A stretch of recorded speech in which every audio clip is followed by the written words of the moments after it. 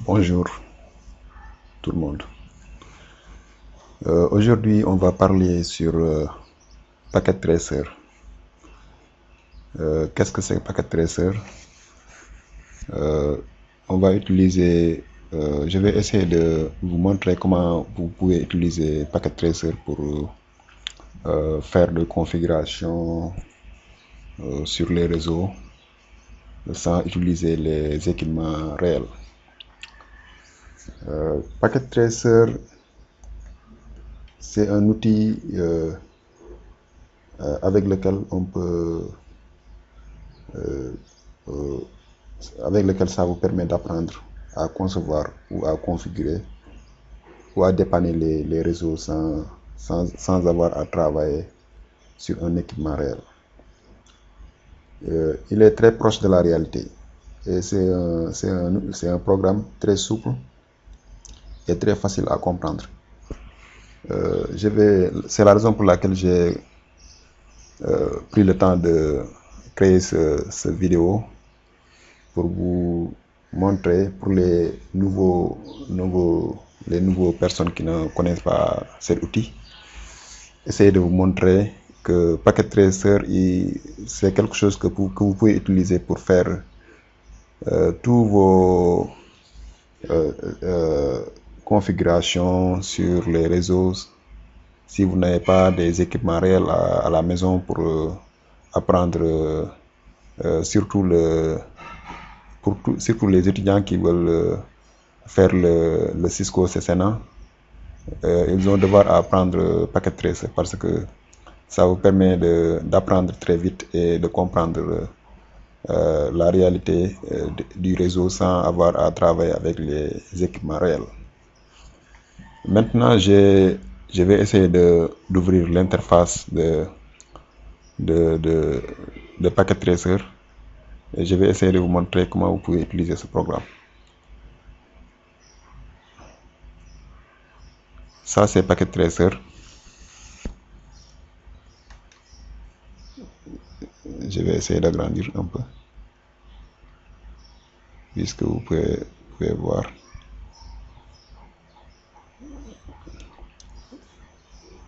Je pense que je vais agrandir la fenêtre. Maintenant, vous voyez, ça c'est Packet Tracer. Quand vous ouvrez le programme, si vous avez le programme déjà installé dans votre ordinateur, vous pouvez ouvrir. Si vous ouvrez le programme, vous serez présenté par une fenêtre comme ça. En haut, ici, là, en haut, ça c'est le menu bar. Et la version, le programme que j'ai là, j'ai ça en anglais. Je ne sais pas si vous aurez des problèmes à comprendre, même si vous avez le programme en français, c'est là, le concept c'est la même chose. Ce que vous allez faire, c'est quand vous ouvrez le programme, on a ici en haut là, on a le menu bar. Ici on a le menu bar, on a là où on a écrit file là, c'est là où vous pouvez conserver vos fichiers. Par exemple, si vous travaillez sur une topologie, après avoir fini de travailler, vous pouvez enregistrer votre topologie ici. Puis là, c'est pour edit. Par exemple, si vous avez quelque chose à copier ou à coller sur l'écran de travail, sur l'espace de travail ici, vous pouvez utiliser edit. Et ça, c'est pour la préférence. La préférence, on peut changer beaucoup de choses. Par exemple, si vous cliquez sur préférence, ici on peut changer le format par exemple, on peut même mettre un mot de passe pour que les gens qui ne sont pas autorisés ne puissent pas utiliser le programme. On peut faire le format ici. Par exemple, on peut agrandir tout ça là, on peut agrandir par exemple, la place de travail, on peut agrandir ça. Aussi, si vous venez ici sur le toolbar, ça c'est en anglais on appelle ça toolbar. Ça on peut aussi faire des couleurs. Je vais essayer de vous montrer quand je vais créer une topologie là, vous allez voir comment tous ces boutons là ça fonctionne. Ça c'est pour les multi-user, ça c'est pour quand vous voulez travailler avec d'autres étudiants et vous voulez connecter le programme dont vous travaillez, vous pouvez utiliser ça. Et puis ça, si on vient ici, ça c'est pour l'espace de travail. Par exemple, l'espace de travail, ici c'est l'espace de travail. C'est là où on va construire nos topologies. On va mettre les machines, les routeurs et les switches. Ça c'est l'espace logique. On appelle ça l'espace logique. Et ça c'est, si vous cliquez ici là, ça change de l'espace logique, on va sur l'espace physique. Et puis l'espace physique là, ça vous permet de mieux comprendre comment le réseau ça fonctionne dans la vie réelle, you know. Dans la vie, par exemple, si vous êtes dans l'espace physique là, c'est comme si vous êtes sur le terrain, parce que vous allez voir que vous pouvez ajouter une file, vous pouvez ajouter un bâtiment et tout ça là. Ça vous met en proche de la réalité quand vous travaillez sur Packet Tracer. Donc on a deux façons d'espace de travail, l'espace physique et l'espace logique. L'espace logique, quand vous cliquez ici, ça vous amène sur l'espace logique de travail. Et l'espace physique de travail, c'est ici. Je pense que vous avez compris. Maintenant, quand on peut venir ici là, ça c'est pour, par exemple, attends, je vais changer sur l'espace logique. Ça c'est pour sélecter. Par exemple, si vous avez des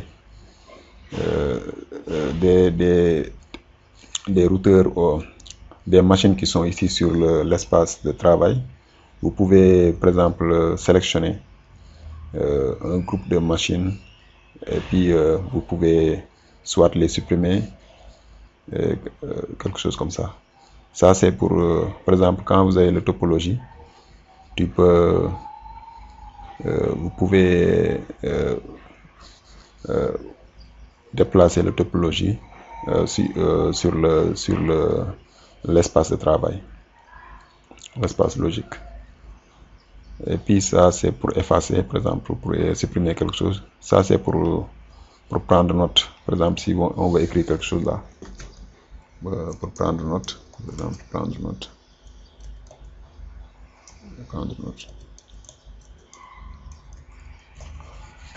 C'est ça. Ça c'est pour ça c'est ce qu'on appelle PDU là. Par exemple, si on va ajouter un paquet sur une machine et puis on va essayer de faire une communication entre deux machines, on prend cette l'enveloppe que vous voyez là, on appelle ça le paquet. Et puis en prenant le paquet et en amenant sur la machine, sur deux machines, on peut créer une communication entre les deux machines. Ça c'est les deux enveloppes là, c'est pour ça. Ça c'est ce qu'on appelle le simple enveloppe, et ça c'est l'enveloppe compliquée que on peut faire une configuration. Et dans les vidéos ultérieures qui vont venir, je vais essayer de vous montrer comment on utilise les enveloppes. Et puis si on vient en bas ici, si on vient, ça c'est pour les machines qu'on peut choisir. Par exemple, pour le réseau, on a les routeurs, on a les switches, on a ça, ce qu'on appelle les hubs, on a ce qu'on appelle ça les machines sans fil. Par exemple, les Wi-Fi, par exemple, ça ce sont En anglais, on appelle ça end devices. Cela veut dire que ce sont les ordinateurs. Par exemple, si je clique ça, on va voir ici sur ce tableau-là, ça nous amène les appareils qu'on peut utiliser. On peut utiliser un ordinateur, on peut utiliser un serveur. Ça, c'est aussi je pense, c'est un ordinateur. Ça, c'est un téléphone. Et puis, si on vient ici, ça, c'est ce qu'on appelle, en anglais, on dit ça real time. Cela veut dire quand les machines sont en train de communiquer comme si on avait un réseau réel, quoi. Et puis ça, c'est si on clique ici, là, on vient sur ce qu'on appelle simulation mode. Et puis, ce qu'on appelle simulation mode, c'est quand on veut voir la communication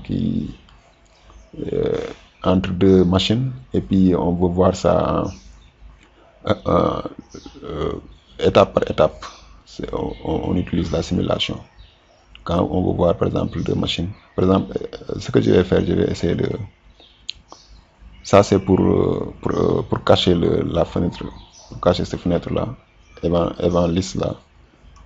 Vous cliquez ici, ça cache la fenêtre. Maintenant, ce que je vais vous montrer là, je vais essayer de faire une topologie sur Packet Tracer, et puis je vais essayer d'utiliser toutes les options que je viens de vous montrer. Par exemple, je vais prendre un routeur. Pour prendre un routeur, tu cliques sur un routeur, tu prends un routeur, tu mets ici un switch, tu prends un switch, tu mets ici, par exemple un hub, tu prends un hub, tu mets ici. Et puis pour les ordinateurs, on peut cliquer ici, là. On prend un ordinateur, on met ici. Et puis ça, c'est pour les réseaux étendus. Par exemple, on peut choisir, par exemple, un modem, ou bien on peut choisir les nuages ici, là. C'est ce qu'on appelle le cloud. Et puis ça, c'est pour les machines qu'on peut changer la configuration. Et puis ça, c'est pour le multi-user. C'est ce qu'on appelle... je vais expliquer ça ultérieurement.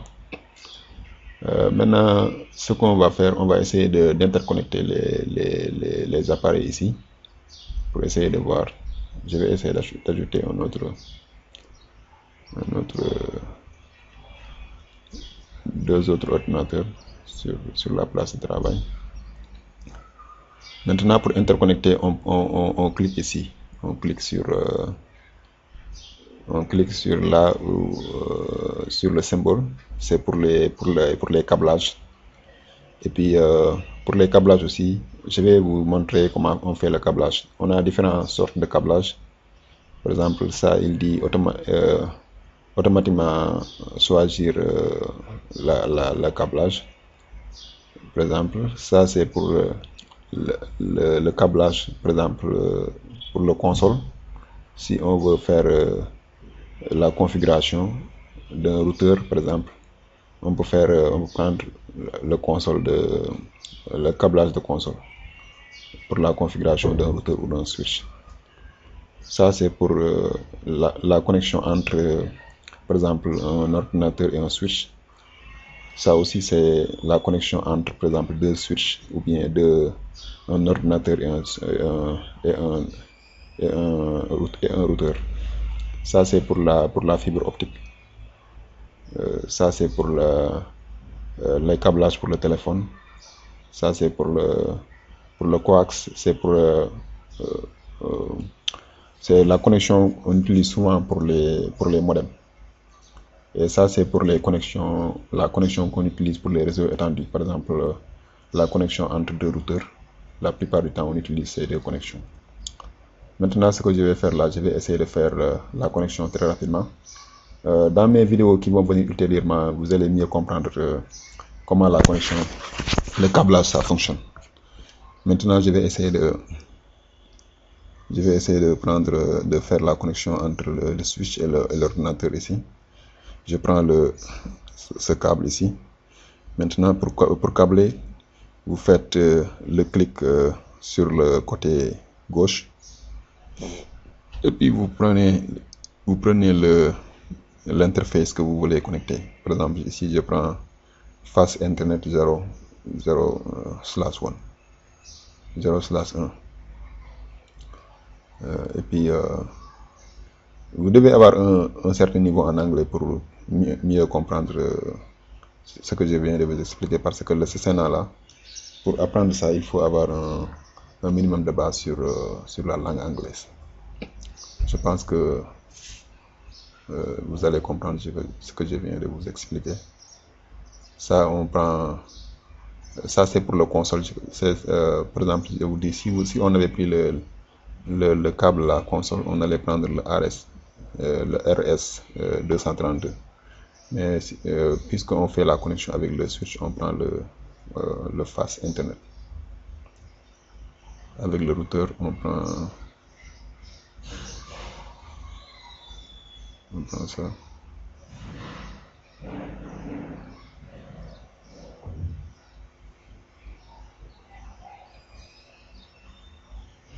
Ok. Avec le hub, on va essayer de connecter les deux ordinateurs sur le hub. Et puis on va essayer de connecter le hub avec le switch.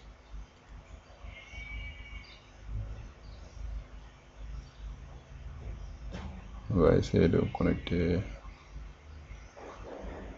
le hub.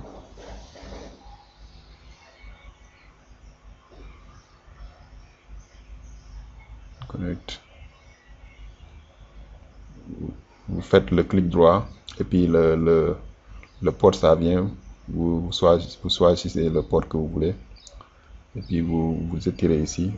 Vous faites le clic gauche et puis vous prenez face internet.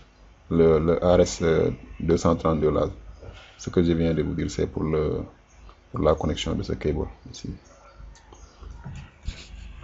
Maintenant, vous allez voir ici là, on a une petite topologie.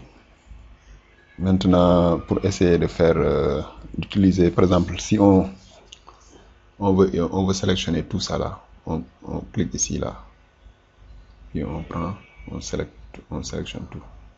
Vous voyez tout ça là, la couleur là, ça change. Par exemple, si on veut effacer, on clique ici là, et puis il va nous demander si on veut effacer tous les 7 machines. Je vais faire clic no.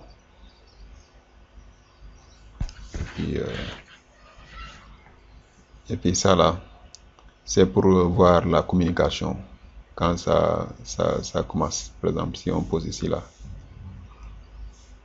tu vois, ça nous montre une table ici, une table ici. Par exemple, ça c'est ce qu'on appelle ARP. Je vais vous expliquer ce que ARP ça signifie, mais pour la vidéo, pour la démonstration d'aujourd'hui, c'est seulement pour vous montrer comment on utilise Packet Tracer. Par exemple, ça c'est pour voir, par exemple, la table, c'est ce qu'on appelle en anglais ARP table. C'est pour voir ça, quoi. Par exemple, et puis si on veut changer, par exemple, on peut, ça je vous ai expliqué, c'est pour mettre une note, et puis vous allez voir là les interfaces là, ce qui est en couleur vert, ça signifie que l'information ça passe, ça signifie que l'interface ça fonctionne. Mais quand vous voyez la couleur rouge là, ça signifie que l'interface ça ne fonctionne pas. Et puis la même chose pour la couleur qui est un peu orange ici là, ça signifie que l'interface aussi, il y a un problème, ça ne fonctionne pas.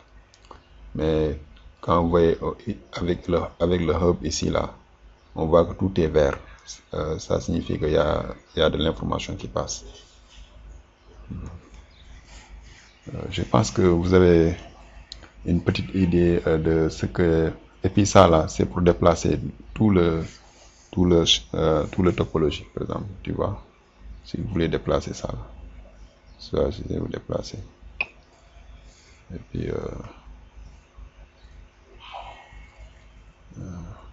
puis ça c'est pour créer, par exemple, pour créer un enveloppe, un paquet. Par exemple, si on veut une communication,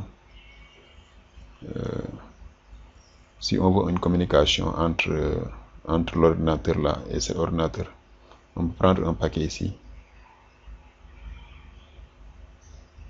On prend un paquet, on met ici, et puis on met sur l'autre là.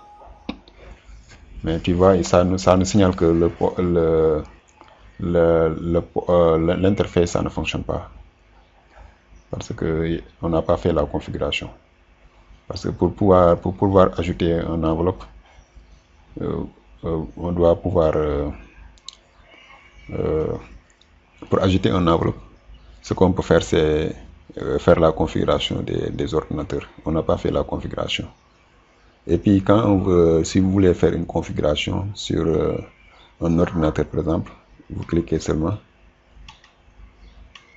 tu fais double clic et puis l'ordinateur ça s'ouvre. Quand ça s'ouvre là, on a 3 fenêtres qu'on peut choisir. Ça c'est pour la configuration physique. Si on veut changer quelque chose sur l'ordinateur, on peut cliquer ici et puis on peut changer. Il y a des appareils là, on ne peut pas changer, mais par exemple, si on va sur le routeur, c'est mieux flexible, on peut changer quelque chose. Par exemple, tu vois, sur le côté physique du routeur là, on peut ajouter des modules ici. On peut ajouter des modules.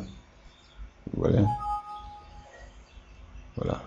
Mais le problème ici, quand vous voulez ajouter un module là, il faut que vous éteignez l'appareil. Par exemple, il faut éteindre l'appareil ici. Maintenant, tu cliques le bouton là, c'est éteint. Maintenant, on peut ajouter, vous voyez, on peut ajouter un module. Voilà. Ouais. On peut ajouter un module. Ouais. C'est comme ça, on peut ajouter des modules sur les appareils. Et puis ça là, c'est pour la configuration. Et puis il nous dit que l'appareil là, ça doit être allumé pour pouvoir faire la configuration. So on va sur le bouton ici là, on allume ça again, on allume ça encore, et puis on fait la configuration. Ça c'est en anglais. Il dit que l'appareil est en train de s'allumer. On n'a qu'à attendre quand ça finit d'être allumé. Maintenant on peut faire la configuration. Ouais. Ça c'est pour l'interface de ce qu'on appelle en anglais le command line interface. C'est pour la configuration du routeur. Je vais dans les vidéos qui vont venir là, on va prendre beaucoup de temps à vous montrer comment on fait la configuration des routeurs et des switches. Mais pour le moment, avec cette vidéo là, c'est seulement pour vous montrer comment vous pouvez commencer à utiliser Packet Tracer. Maintenant, vous voyez, je pense que c'est ça que c'est la base que vous devez connaître pour faire la configuration. Pour le switch aussi, c'est la même chose. Mais pour le switch, il n'y a pas de module qu'on peut ajouter. Tout est fixe. Donc la fenêtre là, c'est pas utilisable. Ce que vous allez utiliser, c'est la configuration et le CLI. Le CLI là, c'est le command line interface. Vous pouvez utiliser ça. Maintenant, revenons à l'espace physique. Par exemple, si vous voulez changer l'espace, actuellement on est sur l'espace logique de travail. Si on va aller sur l'espace physique de travail, on clique ici. Et puis maintenant, vous allez voir là, on est sur l'espace physique. On va essayer de voir. Par exemple, si on veut ajouter un nouveau building,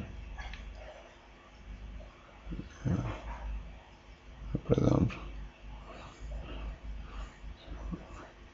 Intercity là. un nouveau building.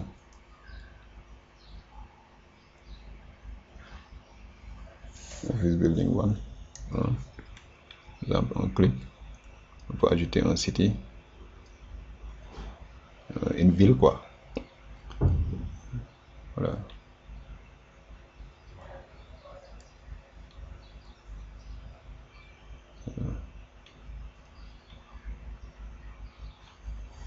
Move object. Et ça c'est la configuration de l'écran.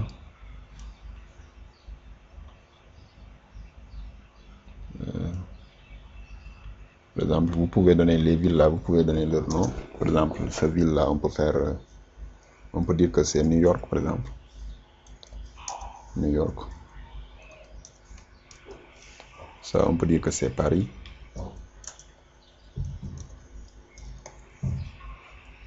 Et ainsi de suite. Ça, on peut dire que c'est Los Angeles par exemple.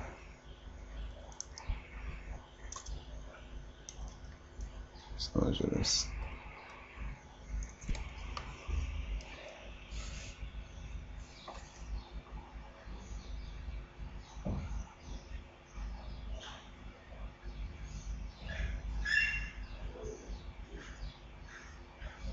Et puis, je pense que je vais essayer de vous laisser essayer à découvrir tout ce que vous pouvez faire avec l'espace physique. Parce qu'il y a beaucoup de choses qu'on peut faire avec l'espace physique. En utilisant l'espace physique, il y a beaucoup de choses qu'on peut faire. Maintenant, on va essayer de retourner sur l'espace logique. Je pense que c'est ça. Et puis, pour la simulation, par exemple, on est sur la simulation. Par exemple, si on veut aller sur Real Time, on est là, on retourne ici, on est sur Real Time. Et puis, en ce moment-là, on voit que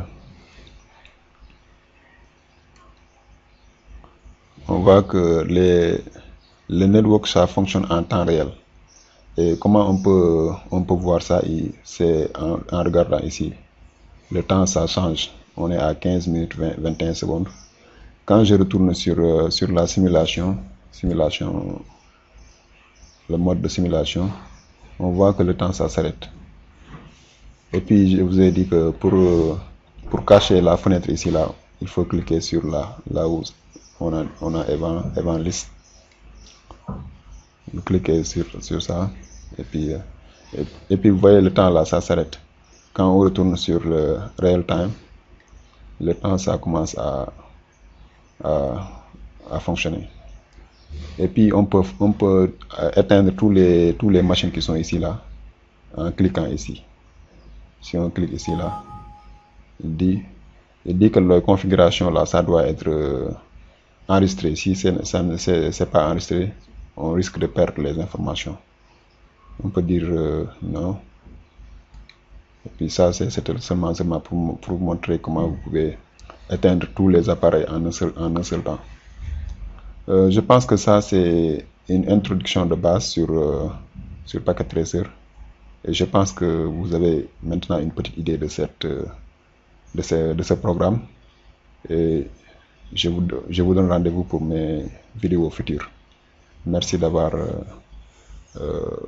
vu cette vidéo et je vous dis à la prochaine. Merci beaucoup.